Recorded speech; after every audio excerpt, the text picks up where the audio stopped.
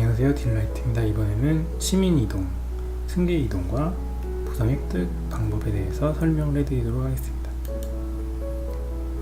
예를 들어서 이런 식으로 지금 노선이 형성이 되어 있다고 하겠습니다. 그리고 지금 여기 아래쪽에 상업지역에 시민 미플이 하나 승객으로 기다리고 있다고 하겠습니다. 그래서 이 승객을 이동을 시켜보겠습니다.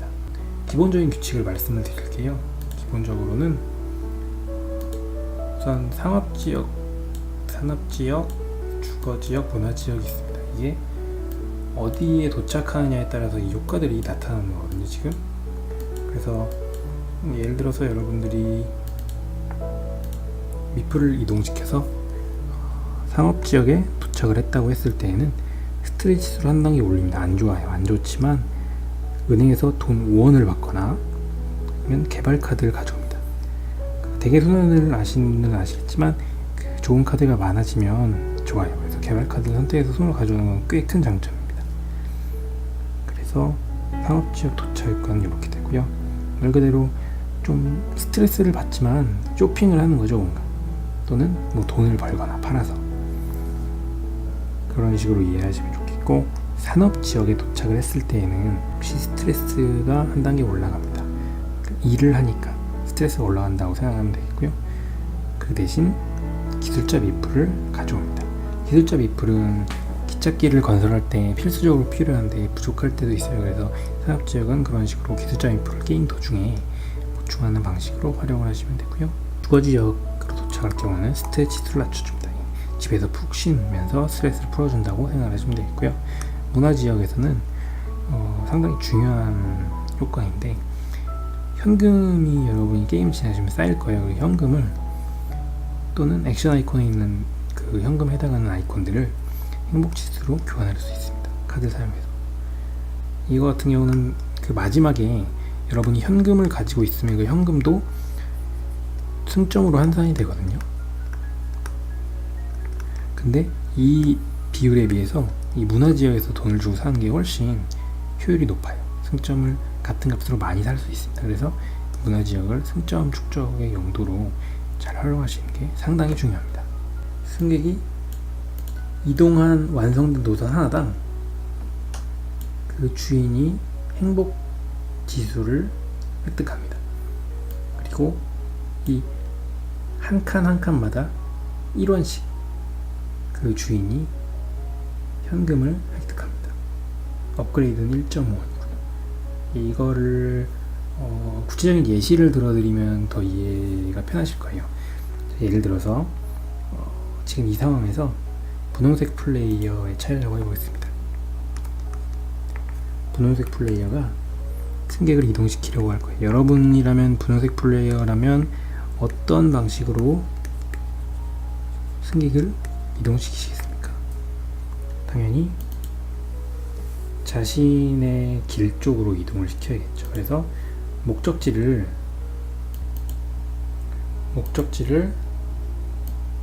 이곳 빨간색 문화 건물로 설정을 해서 이동을 시켜야겠죠.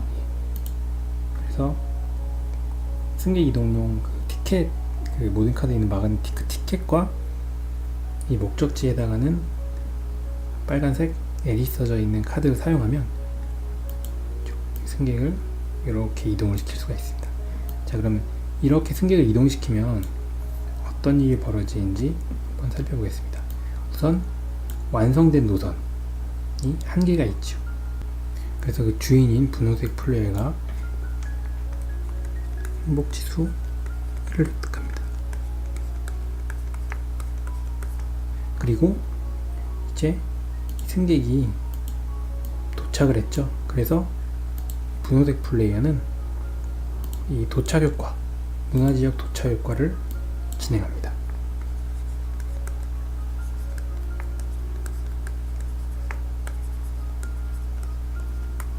그리고 마지막으로 지나온 길.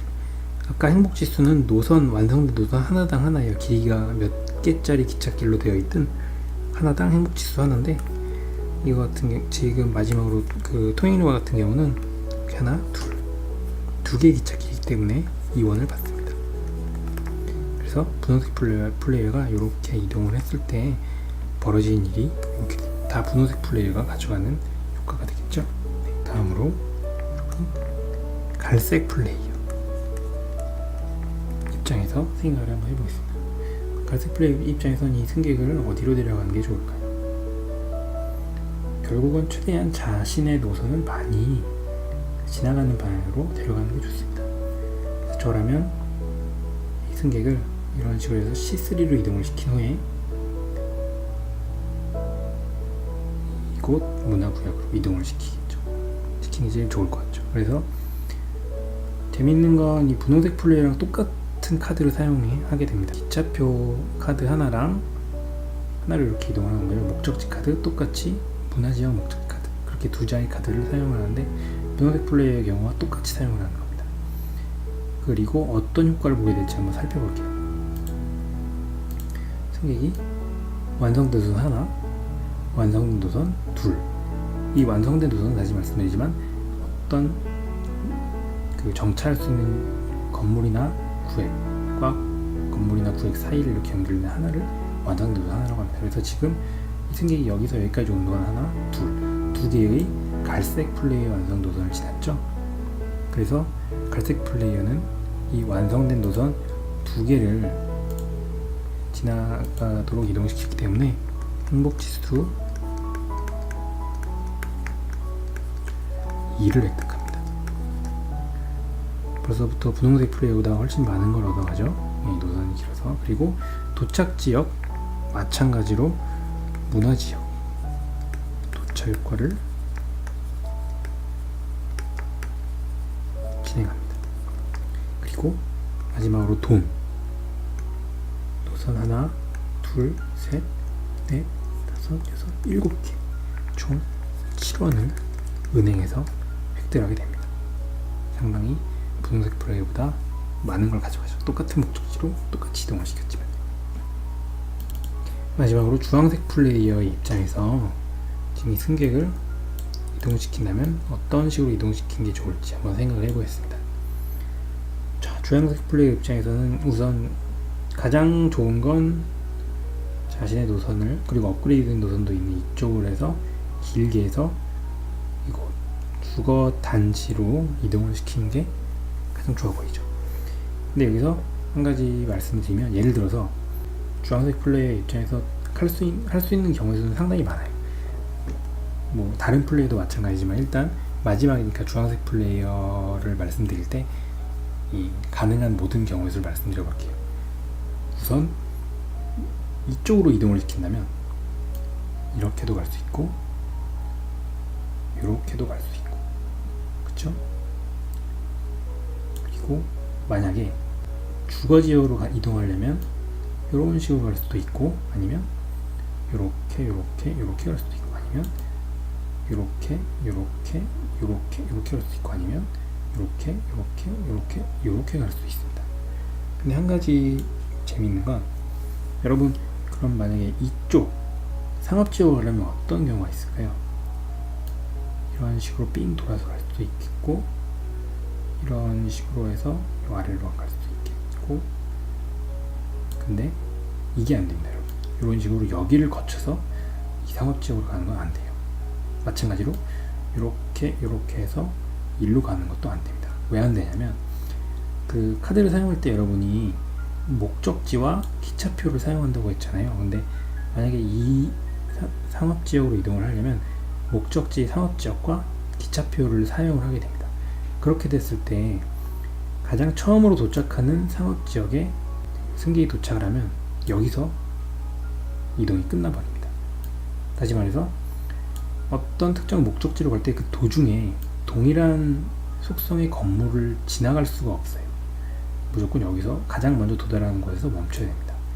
그래서 이 지역에서는 이렇게 중간에 상업지역을 거쳐서 또 다른 상업지역으로 이동할 수가 없다는 점, 이 점을 유념을 해두셔야 됩니다.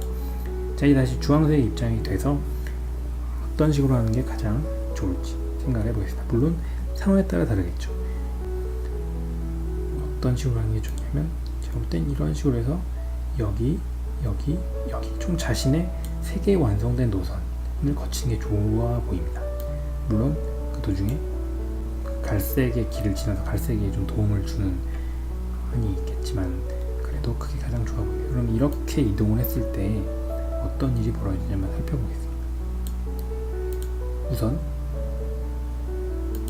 완성된 노선을 하나, 둘, 셋, 4개를 지나는데 그중 하나는 갈색 플레이의 완성된 노선입니다.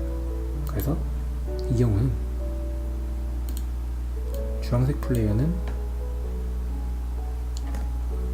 행복지수 3을 얻는데 자신의 완성된 노선 3개를 지났으니까요. 갈색 플레이어는 앉아있다가 그냥 행복지수를 버립니다. 요거를 주황색이 지나가줬으니까요. 자, 그리고 도착지인 주거지역 효과는 주황색 플레이어가, 갈색 플레이어와는 상관이 없어요. 도착지 효과는 무조건 이동을 한 플레이어가 가져갑니다. 주거지역 효과, 스트레스 감소. 자, 그리고 마지막으로 이제 통행료 계산을 해야 되는데